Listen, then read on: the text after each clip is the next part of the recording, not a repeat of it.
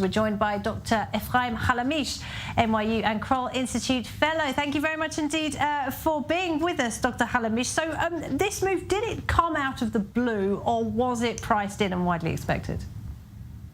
Thank you very much, Laura. Great to be here. And indeed, the market has been quite shocked by this news, especially since last year they already announced a cut in the production, and here we hear about a production cut again. I think it's really a reflection of change in the strategy in terms of just thinking about global events and trends.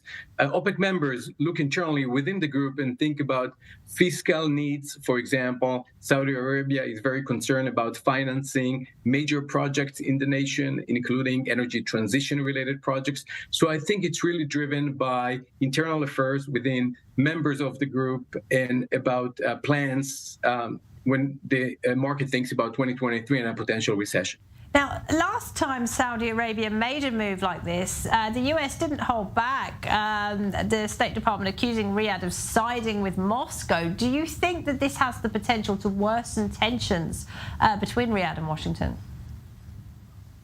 I think for a long time, people have been thinking about the future of OPEC and whether it's still relevant. And I think we pretty understand by now that although there are other nations producing oil and gas now, and there are new buyers in the marketplace, still OPEC is quite important with respect to market signaling, for example. So, of course, United States and other Western nations are concerned about internal dynamics within the OPEC group, including the relationships between Saudi Arabia and Russia. If we learn anything from the last couple of days, is that the relationships are strong, and it's still quite interesting to see that they're able to communicate to the marketplace. They can coordinate certain actions, especially when it comes to energy measures and production cuts. And Saudi Arabia, of course, is trying to diversify its economy, but it is still heavily reliant on oil revenues. Is there some concern in Riyadh that those revenues are shrinking?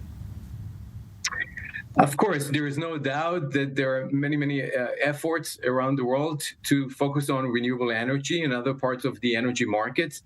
Saudi Arabia itself is very much focused on shifting the economy and basically developing more and more green energy projects, including the new cities that Saudi Arabia is building. So, of course, Saudi Arabia itself is part of the energy transition story. Having said that, when you think about the market as of today, Saudi Arabia and many other members of the OPEC group, while they really face challenges when it comes to meeting production goals, at the same time, they want to make sure that the price of oil still stays high as a midterm strategy to make sure that they meet their fiscal needs and they move as part of this energy transition process successfully.